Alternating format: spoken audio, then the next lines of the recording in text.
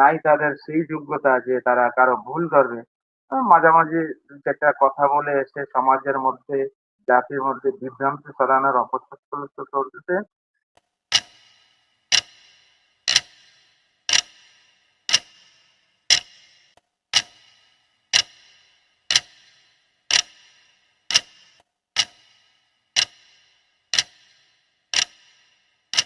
আমরা আমাদেরকে স্ট্রং রাখতে পারি কোরআন এবং সুন্নাহ হাদিসের মধ্যে। আমরা জানি আল্লাহর রাসূল সাল্লাল্লাহু আলাইহি ওয়াসাল্লাম থেকে এ পর্যন্ত যারা কোরআন হাদিসের পণ্ডিত, তারা কোরআন এবং হাদিসকে বাদ দিল না।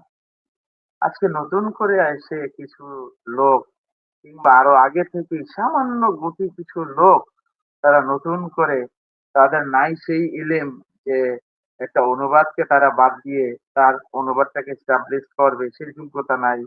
আর নাই তাদের সেই যোগ্যতা যে তারা কারো ভুল ধরবে।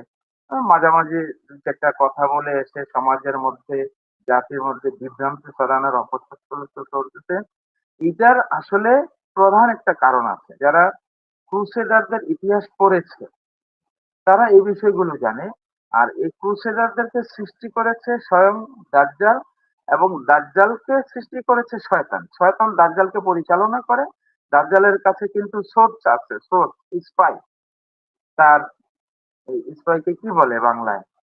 হ্যাঁ, এই সোর্স যে আছে তারা কিন্তু প্রতিনিয়ত আমাদের ভূখণ্ডে আছে। দাজ্জাল তার জায়গায় আছে।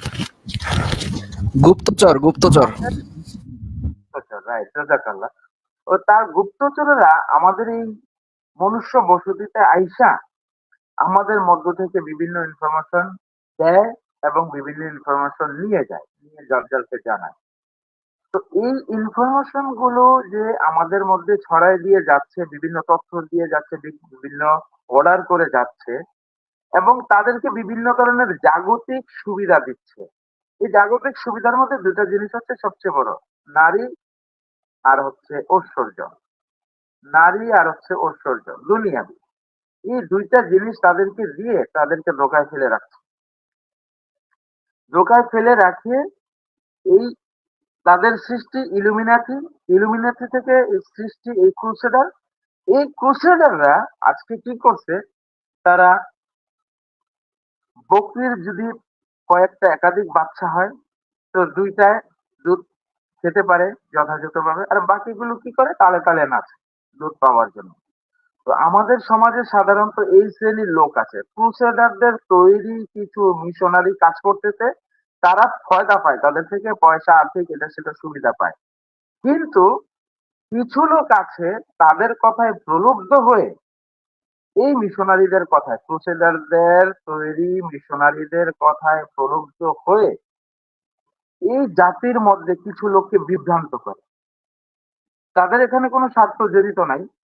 তারা সাধারণ মানুষ, মানুষ, তাদের থেকে কিছু পাণ্ডুক্য যুক্তি শুনেই তাদের প্রতি আকৃষ্ট হয়ে গেছে।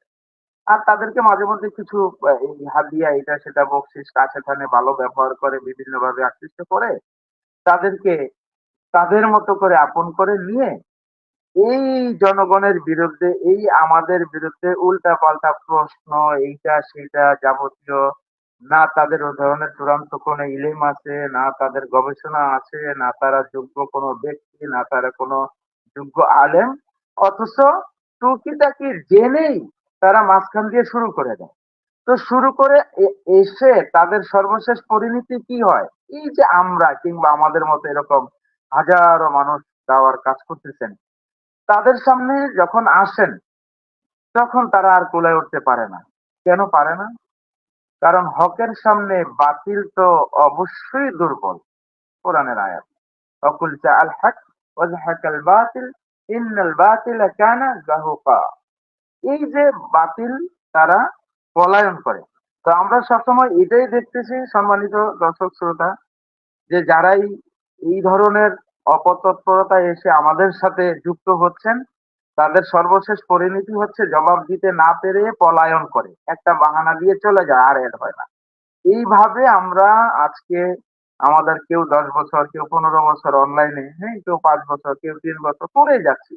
হ্যাঁ? যার যে বয়স অনুপাতে বা সময় অনুপাতে আমরা তাদের বিরুদ্ধে আলহামদুলিল্লাহ তৎপর আছি। ইনশাল্লাহ তৎপর থাকবো, এটাই আমাদের চেষ্টা। আল্লাহ সুবহানাহু ওয়া তাআলা আমাদেরকে এই যাবতীয় ফিতনা এবং ধোঁকাবাজদের থেকে দূরে রাখুন। একটা কথা খেয়াল রাখবেন সম্মানিত শ্রোতা, অত্যন্ত গুরুত্বপূর্ণ এই পয়েন্টটা। আল্লাহ সুবহানাহু ওয়া তাআলা বলছেন নিসার ৫৯ নম্বর আয়াতে, যদি তোমাদের মধ্যে কোনো বিষয়ে ইখতিলাফ হয়, মতানৈক্য হয়, প্রবলেম দাঁড়ায়, সমস্যা উপনীত হয়, তখন তোমরা ফিরে যাও কোরআনে আর ফিরে যাও রাসূলের কাছে। ওখানে বলা হয়েছে ফিরে যাও আল্লাহর কাছে আর রাসূলের কাছে। তো আল্লাহকে আমরা কোথায় পাবো? আল্লাহ মানে হচ্ছে কোরআন আর রাসূল মানে হচ্ছে হাদিস। এই ২ জায়গায় আমরা সকল কিছুর সমাধান পেয়ে যাবো। আমরা এটা কোরআনেরই আয়াত, কিন্তু কোরআনই মানেন আপনি। তো কোরআন বলছে আল্লাহ তার রাসূলকে মানতে। হ্যাঁ, তারপরে বলছে কোরআনে রাসূলের জীবনকে ফলো করতে। সূরা আহজাবের ২১ নম্বর আয়াতে। সূরা আরাফের ৩ নম্বর আয়াতে বলছে আল্লাহর তরফ থেকে যা নাজিল হয় শুধুমাত্র তারই সেবা করতে। এরকম সূরা হাসরের ৭ নম্বর আয়াতে বলা হয়েছে আল্লাহ রাসূল তোমাদেরকে যা আদেশ করে মানো, যা নিষেধ করে তা বর্জন করো। এইরকম সূরা নিসার ৬৫ নম্বর আয়াতে বলছেন আল্লাহ রাসূলকে যতক্ষণ না আমরা মানবো সকল বিষয়ের সমাধানকারী হিসেবে, ততক্ষণ পর্যন্ত আমরা মুমিনই না। এইরকম ভাবে বহু সমজাতীয় আয়াত রয়েছে কোরআনুল কারিমে। তো আমরা শুধুমাত্র এই বিষয়গুলো এবং আমরা যা জানবো না সেই বিষয়ে আল্লাহ সুবহানাহু ওয়া তাআলা আমাদেরকে দিক নির্দেশ দিয়েছেন। আমরা যদি কোনো কিছু না জানি তাহলে ফাসআলু আহলা যিকরি ইন কুনতুম লা তা'লামুন। আমরা যা জানবো না সে বিষয়ে কোরআন হাদিসের যারা গবেষক, পণ্ডিত, ফাসআলু আহলা যিকরি, এই যে আহলে যিকরি কি? যিকরা মানে কি? কোরআনের আয়াতসমূহ বা কিংবা তার সমর্থনে হাদিসসমূহ ব্যাখ্যা। এই কোরআন হাদিসের শুধুমাত্র যারা গবেষক, পণ্ডিত, তাদেরকেই ফলো করতে বলা হয়েছে। এটা কে বলতেছেন? আল্লাহ বলতেছেন। সুতরাং আমরা ততক্ষণ গোমরাহ হব না যতক্ষণ আমরা কোরআন এবং হাদিস ধরে রাখবো। এই কথাটা আল্লাহর রাসূল তার সর্বশেষ বিদায়ী হজের ভাষণে বলে গেছেন, তারাকতু ফীকুম আমরাইন, আমি তোমাদের জন্য দুটি আমর রেখে যাচ্ছি, নির্দেশনামা রেখে যাচ্ছি। লান তাদিল্লু, ততক্ষণ পথভ্রষ্ট হবে না, মা তামাসসাকতু, যতক্ষণ ধরে রাখ যতক্ষণ ধরে রাখবে, বিহিমা কিতাবাল্লাহি ওয়া সুন্নাতি রাসূল, আল্লাহর কিতাব আর রাসূলের সুন্নাত। তো এখানেও আমরা একই জিনিস পাইলাম। তাহলে যারা বলে যে কোরআনের সাথে হাদিসের মিল নাই, আসলে আমরা তো দেখতেছি কোরআনের সম্পূরক হচ্ছে হাদিস, কোরআনের পরিপূরক হচ্ছে হাদিস, কোরআনের সহযোগী হচ্ছে হাদিস। একটার সাথে আরেকটা ওতপ্রোতভাবে জড়িত। আমরা যদি হাদিসকে না মানি তাহলে কোরআনে শত প্রশ্নের উত্তর নাই, কোনো সমাধান নাই। যারা বলে যে কোরআন যথেষ্ট, নাই, কোনো সমাধান নাই। এরকম বহু বিষয় আছে, আমি আর দীর্ঘায়িত করতে চাচ্ছি না। তো সবশেষে আমার এটাই কথা যে আপনারা, আল্লাহ সুবহানাহু ওয়া তাআলা বলেছেন কুনু মা'আস সাদিকিন, আপনারা সত্যবাদীদের সাথে থাকবেন, আলেম ওলামাদের সাথে থাকবেন, তাদের থেকে জেনে নেবেন, কোরআন হাদিস থেকে জানবেন।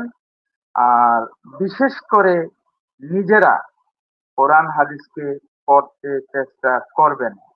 তবেই আল্লাহ সুবহানাহু ওয়া তাআলা আপনাদেরকে সঠিক পথ এবং সঠিক বুঝ, হিদায়াত দান করবেন। আল্লাহ আমাদের সকলকে সঠিক পথ এবং হিদায়াতের উপর কায়েম রাখুন। আমিন। ওয়া মা আলাইনা ইল্লাল বালাগ। আসসালামু আলাইকুম ওয়া রাহমাতুল্লাহি ওয়া বারাকাতুহু।